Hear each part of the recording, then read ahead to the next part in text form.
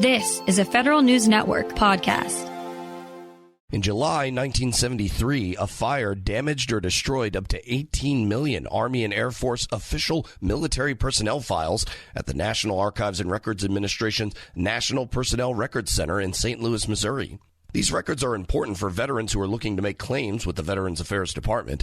So how did the government do in helping those whose records were lost or damaged in the fire? The VA's Office of Inspector General looked to answer that very question with a recent audit. To learn what it found, we welcome Brent Arronte, Deputy Assistant Inspector General for Audits and Evaluations with VA OIG.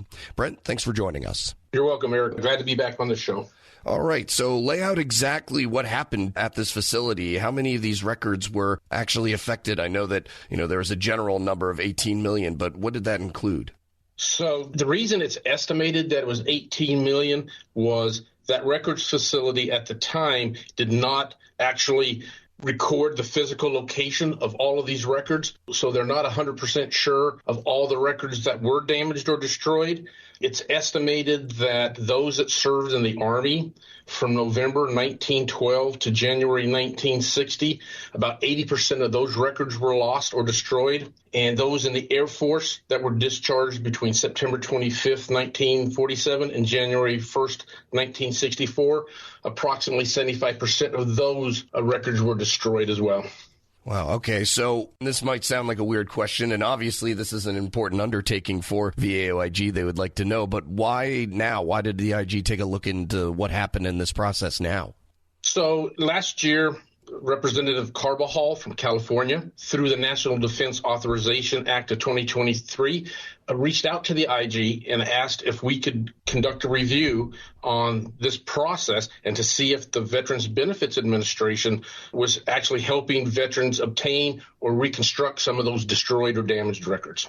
Okay, so we've gotten the scene set here. What efforts did VA make for those veterans whose records were damaged? And obviously, I imagine some other agencies were involved since it involved NARA and it's a GSA building. Sure. So after the fire, VBA developed several processes to assist veterans in helping with the reconstruction process. One of the things that VBA did is they created a fairly lengthy questionnaire that they would send to veterans whose records were, once the veteran filed a claim, and it was determined that those records were part of that fire. This questionnaire would help in the process of reconstructing what the veteran did in military service. And these questionnaires asked certain things like what period of service did you serve in, what branch of service you were in, what units you were assigned to, and importantly, do they have any military records in their possession that they can submit to the NPRC to help them reconstruct their records. We're speaking with Deputy Assistant Inspector General for Audits and Evaluations at the Veterans Affairs Office of Inspector General, Brent Arronte. So is this the standardized process for when records are damaged, not just in this case, or was this kind of a special circumstance given the amount of records that were damaged? So this was a special circumstance. There are special processes that VBA has created for their claims processors to follow. And that's part of the problem that we found during our audit, that they were not following these processes. And one of the processes that we think was critical and an easy fix for VBA was to have these claims processors actually reach out to these veterans and call them to get some of this information from this questionnaire, especially if this questionnaire was submitted and it was incomplete. Another thing that VBA would do is they would reach out to, like you indicated earlier, other federal organizations or other entities that may contain or maintain some of these records, such as the National Guard, state and local hospitals, military hospitals, any area that they thought that the veteran may have served or been treated. They would reach out to these entities in an attempt to identify any records they could that would help the veteran in their claim to file for a disability. Oh, got it. All right. And so what parts of the process, I know you just mentioned a few parts of the processes that VBA did take upon itself, such as touching base with those whose records were affected. Were there other areas that VBA could improve upon? Let's get into the audit itself. So one thing that the audit team discovered was these claims processors at some point would send out duplicate information. And What they failed to do was clearly look at the veteran's record to identify what evidence was already available and in the veteran's record. And instead of going that extra step, they would just automatically send out a duplicate request for information. And the problem with that request for duplicative information is it added approximately 73 days to an already lengthy process. Another issue that we found was the claims processors were not properly trained. They received one training in their entire career on how to process requests for destroyed or damaged records. After that, there was no more training. And because these records requests are few and far between, folks were not familiar with the process and didn't know where to look in their manuals to identify the proper procedures to follow.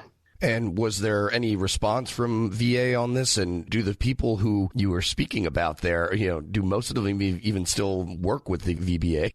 So they do. The claims processors, they're called Veteran Service Representatives. They still work with the VBA.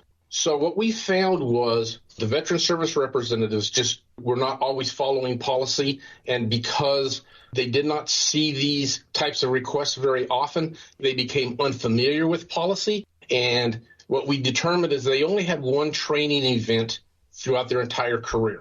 And some of these folks did move into other positions, but that's the importance of having policies, right? So you have a continuity of assistance when a person moves on, whether they are promoted or they leave the VA.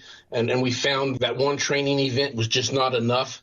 Also, VBA was very quick to react to one of our recommendations. Within about 3 weeks of issuing our report, VBA addressed our first recommendation where they created a modernized job aid for these veteran service representatives. And it's an easily accessible job aid. It's very clear. The instructions are very well laid out on all the steps that a veteran service representative needs to take in order to assist the veteran in reconstructing these records. That's obviously going to be a new procedure. Were there any procedures that were changed or other ones created after this incident? Obviously, you just hope to not have a fire, but things happen. What did VBA say it will do to prepare for a future disaster such as this? Well, one of the recommendations that is still open that we believe they're going to address is, although this job aid is going to be a substantial tool for these veteran service representatives, they're going to now incorporate this type of training into this specific process more regularly, so folks become more aware of not only the steps to take, but where they can locate the information to assist them in the future. And just out of curiosity, what happened to the records once they were damaged? Did they make copies of them and then destroy them? Because, the records probably did have some sensitive information on there. That's a great question. And when we started this audit, I had that same question because we did not know. We weren't aware what has happened to those records. So here's the process. Those records are maintained at the NPRC in a temperature-controlled environment, but that's it. They will not touch or try to restore those records until two things happen. Either the veteran files a claim for a disability, and then they will obtain those records. They'll see what records are available, and then they'll determine or assess the amount of damage to those records, and then they will start the restoration process. And that restoration process can be lengthy. It could be weeks to months. There's different types of processes. Our team observed part of the process. We couldn't observe the entire process because they use clean rooms, and we weren't allowed in there, which makes sense. And another technology that they're using that was not available 20 years ago to assist the veterans is they now have these infrared cameras that can take a picture of a charred document. And that infrared technology allows what they call lifting. It can lift the typed or handwritten information that's on that document, not in 100% of the time, but it's very successful. And they can lift that, they can print it, and now they have a better record for the veteran. And also part of the restoration process, if the record was damaged by water, which was used, of course, to put the fire out, they also have a rehydration process that can bring some life back to these documents. That's fascinating. And so you did manage to see some of these records. Were they actually frayed edges and everything like that you would think of a record surviving a fire? Absolutely. There were. Wow. We seen evidence of just nothing but ashes, and those were considered total loss. And even in our report, we have a couple of photos that we added to show some of the charred documents where you can't see anything. It's just a charred piece of paper. But like I said, this infrared technology